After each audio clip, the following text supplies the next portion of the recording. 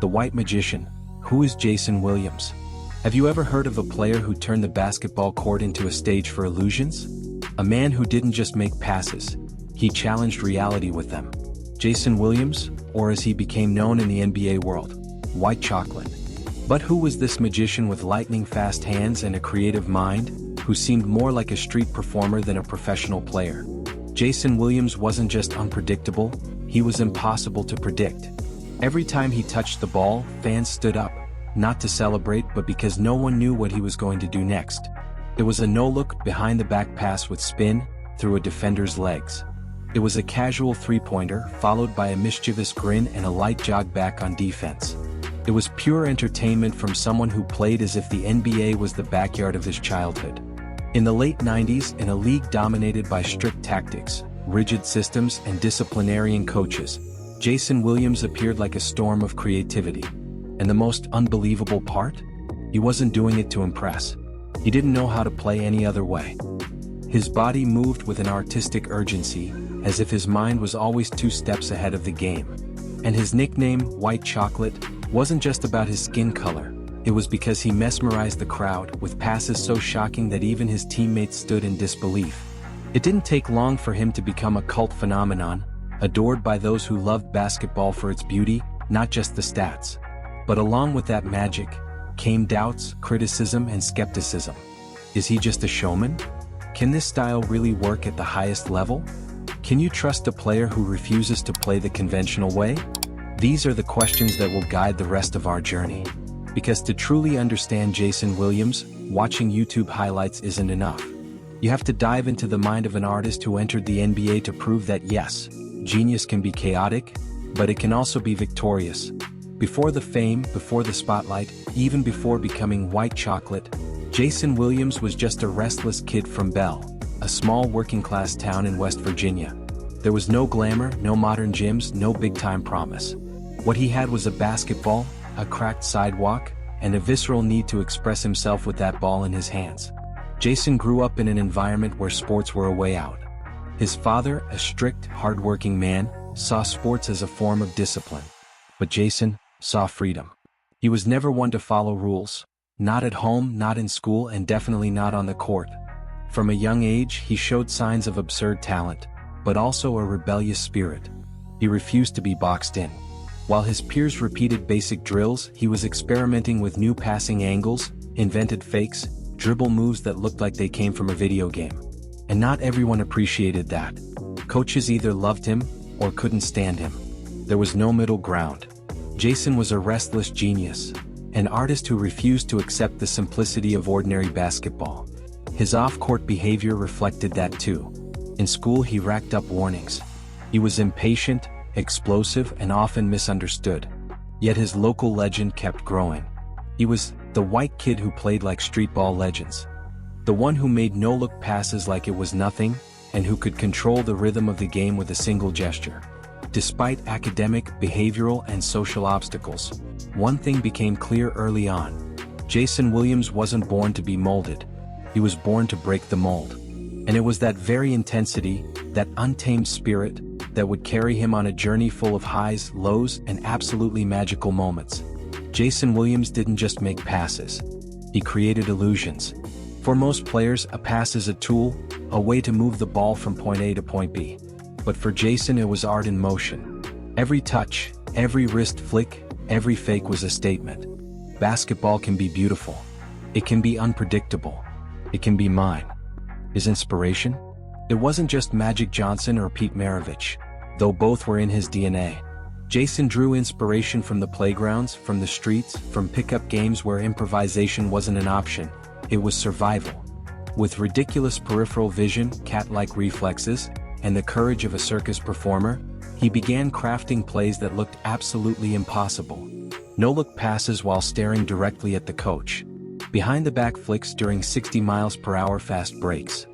Fakes with his shoulders, his eyes, his fingertips. Everything about him was deception and at the same time, precision. His dribble was so low, so close to the ground, it felt like the ball was part of his body. He moved with an almost dance-like fluidity, as if he were always 2 steps ahead of reality. But the most impressive thing? His intuition. Jason Williams felt the game. He didn't need to think. His teammates' movement, the defender's positioning, the exact timing of a cut, it all processed in milliseconds and translated into a ridiculous pass, often without even looking. Of course, it didn't always work. Sometimes the ball went out of bounds. Sometimes his teammate wasn't even expecting it. But that's exactly what made Jason different. He didn't play it safe, he played for the sublime. In the NBA of the 90s, that was almost heresy. Coaches wanted control, predictability, stats. Jason delivered chaos, emotion, and passes that made the stands explode. His style was so unique it couldn't be taught. You were either born Jason Williams, or you weren't. And with every game, every play, he made a silent declaration. I won't play how they expect. I'll play how I feel. That feeling led him straight to the NBA draft, where his entry into the league would have an immediate impact. Before Jason Williams dazzled crowds with his unreal passes, he was almost erased from the professional basketball map. Few know this, but behind that cheeky smile and unshakable confidence was a young man battling silent demons, and a system that didn't seem to have space for someone like him. After a standout high school career, Jason looked headed for elite college success. He was recruited by Florida, one of the top programs in the country. But unlike other point guards who followed every coaching instruction, Jason was a free spirit, and that came at a cost. He struggled academically, got involved with marijuana use, and his rebellious attitude didn't sit well with the coaching staff. It wasn't bad character.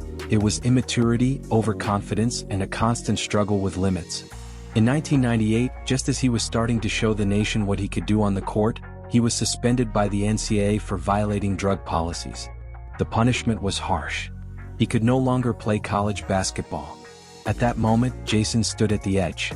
No team, no court, and a stained reputation.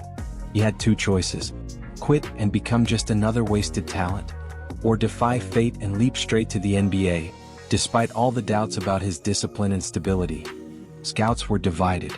Some saw a genius of improvisation. Others saw an unacceptable risk. He'll flop in his first season, they said. He's just a human highlight reel who doesn't know how to play team basketball. But Jason Williams, as always, trusted his intuition. He declared for the 1998 draft. And despite the controversies, the red flags, and the criticism, the Sacramento Kings selected him with the 7th overall pick. They knew this kid was a volcano ready to erupt. And when he entered the NBA, that's exactly what happened. An explosion that would change the team, the fans, and the very identity of the league. In 1998, when Jason Williams was drafted by the Sacramento Kings, no one knew what was coming. The franchise was in the shadows. It was a small market team with no big spotlight, no real expectations. But that all changed the moment Jason stepped on the court. That season, the city of Sacramento became the stage for a true magic show.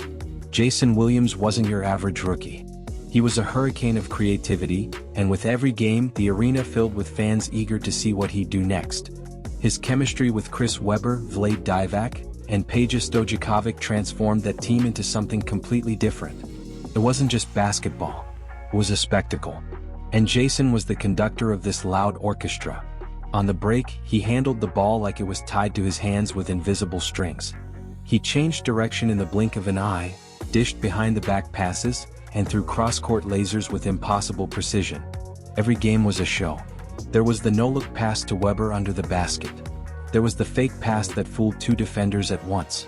There was the jaw-dropping crossover on Gary Payton, one of the best defenders in the league.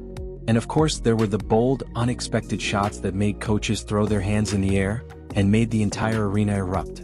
The NBA, used to a more structured, conservative game at the time, didn't know how to react. Fans loved it. Coaches were split. But one thing was certain: everyone was watching. The Sacramento Kings, once overlooked, started getting primetime games. Jason Williams' jersey sold like crazy. He became a cultural phenomenon. And it wasn't just hype. That season, Jason was named to the NBA All-Rookie First Team, proving his game wasn't just flash, it was effective. He was changing the DNA of the NBA, forcing even the most traditional minds to admit that yes, there was room for the improbable, as long as it was done with passion and courage. But an even bigger moment was still to come. One pass so surreal it would be remembered for decades. And that's exactly what we're about to talk about. The craziest pass in NBA history, All-Star Weekend 2000. There are plays that define a career. There are moments that become legend. But very few defy logic like this one. It was All-Star Weekend 2000, the perfect stage for the unpredictable. Jason Williams was selected for the Rising Stars Challenge, the game for rookies and young talent. In that event, under the bright lights, he was about to do something that had never been done before on an NBA court. The game was loose as exhibition games usually are. But Jason was in another dimension.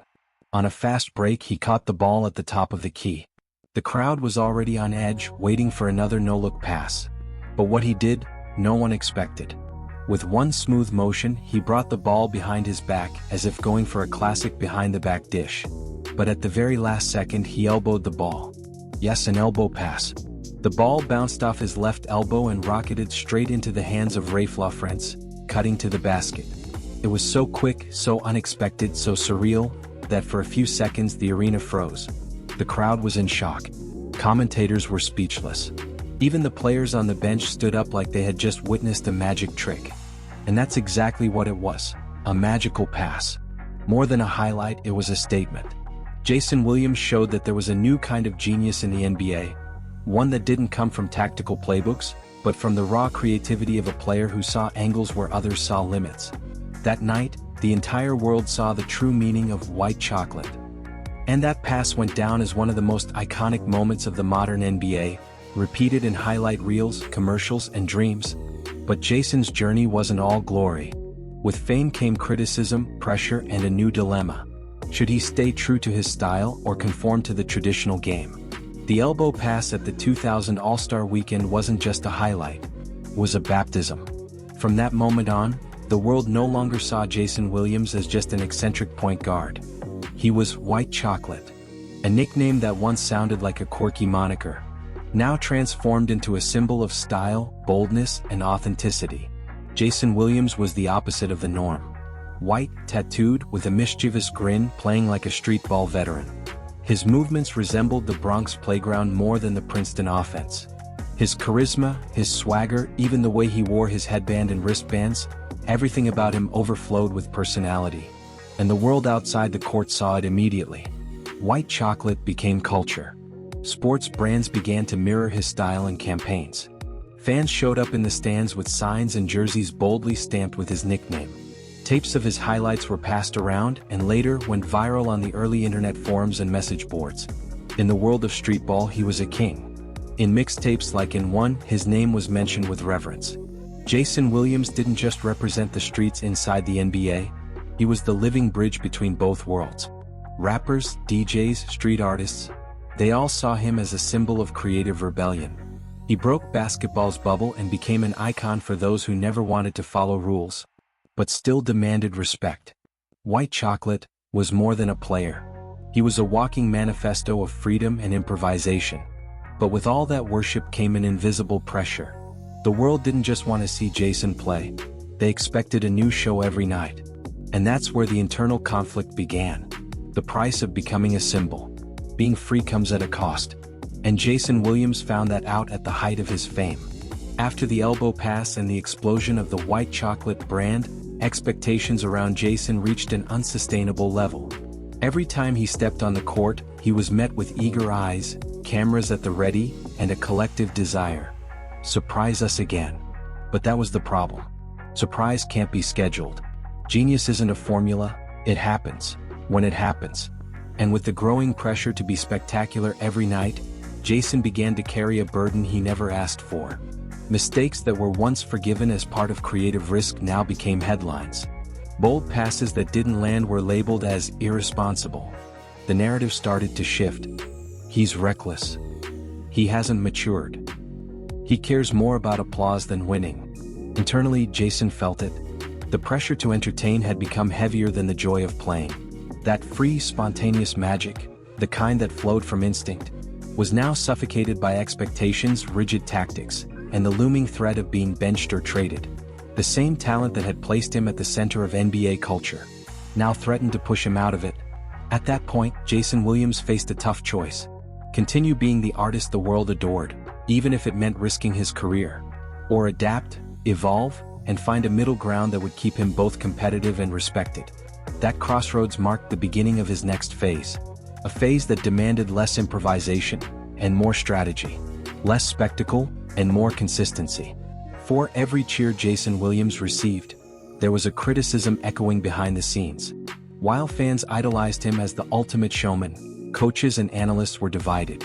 Some said he was revolutionizing basketball. Others argued he was putting flash above winning. And in a way, both sides had a point. Jason wasn't an easy player to coach. His unpredictable style confused defenders, but also frustrated teammates and coaches who craved consistency and control. At the Sacramento Kings, head coach Rick Adelman, despite recognizing Jason's talent, was often irritated by the mistakes that came with the brilliance. Passes that were too risky, impulsive decisions, and moments when he seemed more interested in provoking reactions than executing the system. Over time, that internal tension grew. The Kings were becoming a Western Conference powerhouse with Weber, Divac, Peja, and a roster built to contend. But to take the next step, to truly compete for a championship, the front office believed they needed a more controlled, more mature point guard. And then, in 2001 came the move that shocked everyone. Jason Williams was traded to the Memphis Grizzlies. It was a shock. The player who had become the face of Sacramento's transformation was sent to a small-market, rebuilding franchise. Jason felt the hit. That marked the beginning of his first major transformation. Not just in team but in mindset. Little by little he began to understand that to last in the NBA he had to find balance. It didn't mean abandoning his essence, but learning when to unleash the magic and when to be pragmatic. That transition was difficult, but it would be essential for the next phase of his career. A phase that, ironically, would take him to the top of the NBA. In 2005, at 30 years old, Jason Williams was no longer the NBA's unpredictable kid. The flashy highlights had given way to a more controlled, yet still deadly version of himself. And it was precisely in that quiet moment of maturity that he received the opportunity of a lifetime. Fate brought him to the Miami Heat, alongside Shaquille O'Neal, Dwayne Wade, Gary Payton, and a legendary coach, Pat Riley. It was a roster built to win it all, but still missing something, or rather, someone who could control the tempo, distribute the ball, and connect the pieces. And there was Jason. Unlike the showman from his Sacramento days, the Miami version of Jason Williams was a disciplined general, but still brilliant. He knew when to speed up, when to slow down, when to surprise with an unexpected pass, and when to be absolutely surgical. In the 2005-06 season, Jason had one of the most consistent campaigns of his career. Playing with intelligence, avoiding unnecessary risks, he helped orchestrate the Heat's offense like a seasoned maestro. His chemistry with Wade was instant. Shaq's trust in him was clear. And Pat Riley? He finally saw in Jason what few thought possible. A reliable point guard who still carried the spark of creativity. In the playoffs, Jason was pivotal. He delivered clutch buckets, kept the offense organized under pressure, and, above all, sacrificed for the good of the team. And then, in June 2006, Jason Williams became an NBA champion. It was the climax of a journey filled with highs and lows. A moment of redemption for a player many believed would never fit into a championship team. But there he was, lifting the Larry O'Brien trophy, not as an untamed rebel, but as a man who had found balance between genius and responsibility. Jason Williams proved that art and victory don't have to be opposites. When well balanced, they can walk side by side. The 2006 title with the Miami Heat was more than a sports achievement for Jason Williams.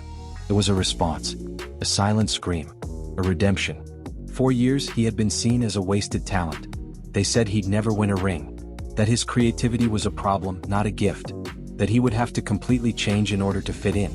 But there, at the peak of competition, in the heart of the NBA Finals, Jason proved you didn't have to abandon your essence to win. He didn't stop being magical, he just learned when to unleash the magic. In the finals, he didn't make the flashiest passes of his career, but he made the right ones. He was the link between Shaq and Wade, the quiet brain behind a loud team. And the reaction? Silence. No more criticism. No more doubt. Even the biggest skeptics had to admit, Jason Williams had won. And he had won his way. That moment didn't erase his rebellion or his reputation for unpredictability, but it gave him something few geniuses ever achieve: universal respect. And it was with that respect that he left the court, but never the hearts of the fans. Because what he did was prove that when genius matures, it becomes legacy. When Jason Williams retired from the NBA, he didn't just walk away with a championship ring or a reel of unforgettable plays. He left something far greater, a legacy that challenged everything expected of a point guard. Jason was never MVP, never led the league in assists, never had outrageous scoring averages, yet he changed the game. He showed that creativity is a stat, that showmanship is strategy, that a pass can be as powerful as a dunk. His impact is still felt today. Every time a player tries a bold pass, every time a point guard plays with freedom and flair, Jason Williams' spirit is right there. In the age of social media, his highlights still go viral like they're brand new. Teenagers who never saw him play live share his clips with wide eyes and the same question: how did he do that? And it's not just the style that impresses, it's the courage to not fit in, to be authentic even when it meant criticism, trades, and doubt. Jason Williams became an icon for those who never felt represented by the conventional mold, for those who play with their heart before their head, for those who believe that basketball, above all, is a form of art. White chocolate wasn't just a nickname. It was the perfect description of a player who mixed grace with intensity, irreverence with pure talent. A genius, uncontrollable, unpredictable, unforgettable. What Jason Williams started on the court became a movement beyond it. After his retirement, many assumed he would fade from the NBA's collective memory, like so many fleeting talents. But the opposite happened. His legacy grew, spread, influenced. Players like Kyrie Irving, LaMelo Ball, and Trae Young, stars of the new generation, have openly said in interviews that they grew up watching Jason Williams. Not copying him, but absorbing his essence. Be free. Be bold. Don't be afraid to fail trying something magical. And it wasn't just players. Fans, content creators, street artists, graffiti writers, YouTubers, musicians, all found in Jason a cult figure, a symbol of the anti-establishment, someone who proved you can be different and still be respected. While many follow formulas, Jason was the poet of improvisation. His passes are still studied in breakdown videos in basketball clinics, on blacktops around the world. And the most amazing thing? No one can replicate him. Because what he did didn't come from technique. It came from the soul. In a time when everything is measured, tracked, and standardized, Jason Williams is remembered as the man who refused to be boxed in. And that's why he remains eternal. He may have been just a player, but his impact was that of an artist. And artists don't retire. They become legends. Now think with me. Could you play with Jason Williams? Could you run beside him and be ready to catch a pass out of nowhere, through a defender's legs with reverse spin, without even realizing he had seen you? Would you be ready to make the right cut at the exact moment he decided to improvise something no one, not even you, saw coming? Playing with Jason wasn't easy. It required trust. Trust that even without looking he knew where you were. Trust that even if he looked like a juggler, he was a strategist. Jason Williams wasn't the kind of player who asked you to be ready for the game. He demanded that you be ready for the show. His teammates still say it to this day. It was like playing with a magician. The ball would just appear in your hands. But they also admit, if you weren't paying attention, it could hit you in the face. That's the duality of playing with a genius. He elevates your game, but only if you're willing to keep up with a rhythm that follows no script. And that's why the question isn't just for players. For you, the fan. You who love basketball. Would you have the courage to play with someone who ignores the predictable, to create the unforgettable? Jason Williams wasn't just a point guard. He was a challenge, a risk, a revolution in the form of a crossover.